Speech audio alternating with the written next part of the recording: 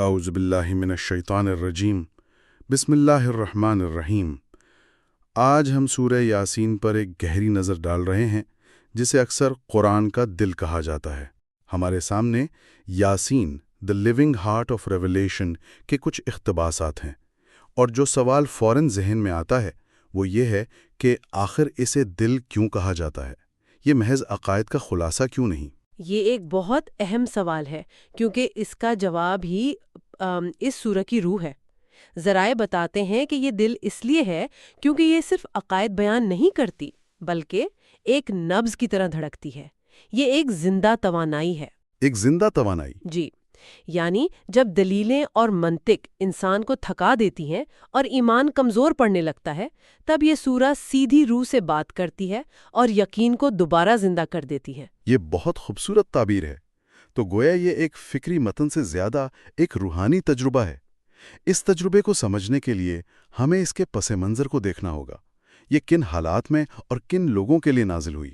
یہ مکہ کے اس دور میں نازل ہوئی جب پیغمبر صلی اللہ کا آپ کہہ سکتے ہیں کہ کھلے عام مذاق اڑایا جا رہا تھا اور ان کے پیغام کو رد کیا جا رہا تھا۔ اچھا۔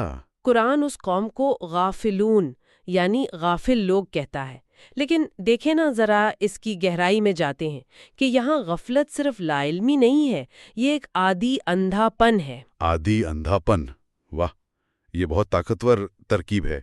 اس کا مطلب ہے کہ زنجیریں اتنی پرانی ہو چکی ہیں کہ وہ جسم کا حصہ لگتی ہیں اور بالکل، اور رہائی کی کوئی بھی کوشش ایک مداخلت محسوس ہوتی ہے۔ صحیح۔ اور اسی لیے یہ سورہ ان سے بحث کرنے یا ان کے کفر کو غلط ثابت کرنے سے شروع نہیں ہوتی۔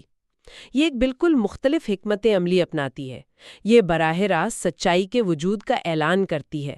حکمت والے قرآن کی قسم، بے شک آپ رسولوں میں سے ہیں، سیدھے راستے پر۔ تو پہلے سچائی کی بنیاد رکھی جاتی ہے، چاہے کوئی اسے مانے یا نہ مانے۔ جی بالکل۔ اور جس طرح اس بنیاد پر عمارت کھڑی کی گئی ہے وہ بھی بہت دلچسپ ہے۔ ذرائع اس کی باطنی ساخت میں ذکر کرتے ہیں۔ کہ یہ آیات بے ترتیب نہیں ہے نا؟ جی، یہ ساخت ایک طبی تشخیص کی طرح ہے۔ ذرائع اسے 5 مرکزی دائروں میں تقسیم کرتے ہیں۔ پہلا، وحی یعنی علاج کا نسخہ۔ دوسرا، انکار یعنی بیماری کی علامت۔ اچھا۔ تیسرا، کائناتی نشانیاں مطلب صحت کی مثالیں۔ چوتھا، قیامت یعنی ختمی نتیجہ۔ اور پانچواں، خدائی اختیار یعنی معالج کی حاکمیت۔ تو یہ ایک لیکچر نہیں بلکہ روح کا ایک مکمل معائنہ ہے۔ ایک روحانی تشخیص۔ اس سے تو اس کے ظاہری اور باطنی معنی کا فرق اور بھی واضح ہو جاتا ہے۔ ظاہری طور پر تو یہ نبوت کا دفاع اور آخرت کا ثبوت ہے، لیکن باطنی سطح پر کیا ہو رہا ہے؟ باطنی سطح پر یہ براہ راست ہمارے دل سے مخاطب ہے۔ صوفیہ نے تو اس کے ابتدائی حروف یاسین کی تشریح بھی اسی حوالے سے کی ہے۔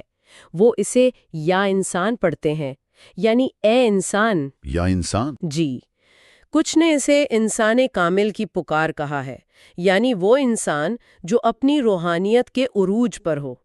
گویا سورہ شروع ہوتے ہی ہر روح کے اندر چھپی ہوئی صلاحیت کو پکارتی ہے، اے بیدار ہونے کی صلاحیت رکھنے والے۔ سبحان اللہ! تو اس کا نام ہی ایک دعوت ہے، اور ذرائع یہ بھی کہتے ہیں کہ پہلی 12 آیات اسی تشخیص کا عملی حصہ ہیں۔ وہ کیسے کام کرتی ہیں؟ وہ آیات ایک آئینہ دکھاتی ہیں۔ وہ گردنوں میں طوق، آگے اور پیچھے دیواریں اور آنکھوں پر پردوں کی بات کرتی ہیں۔ یہ اسی عادی اندھے پن کی منظر کشی ہے۔ اچھا۔ یہ تصاویر ہمیں ایک گہرا سوال کرنے پر مجبور کرتی ہیں۔ جب وحی کا نور تم تک پہنچتا ہے تو کیا وہ تمہیں جگاتا ہے یا تمہارے دل کی اس سختی کو بے نقاب کرتا ہے جو پہلے سے موجود تھی؟ یہی بتاتی ہیں کہ کچھ دل فوراً جواب کیوں دیتے ہیں اور کچھ مزید سخت کیوں ہو جاتے ہیں۔ تو اس ساری گفتگو کا خلاصہ یہ ہے کہ سورہ یاسین صرف پڑھنے یا ثواب حاصل کرنے کا ذریعہ نہیں، بلکہ یہ ایک زندہ حقیقت ہے جو دل کی حالت کو جانچتی ہے، اسے پکارتی ہے اور اس کا علاج کرتی ہے۔ یہ غفلت سے بیداری کا ایک مکمل سفر ہے۔ بالکل، اور اسی بیداری پر ذرائع میں ایک دعا کا ذکر ہے جو ہمیں ایک آخری نقطۂ غور دیتی ہے۔ دعا ہے، اے اللہ، جب میری زبان اس کی تلاوت کرے تو میرے دل کو غیر حاضر نہ ہونے دینا۔ یہ ایک بہت اہم یاد دہانی ہے۔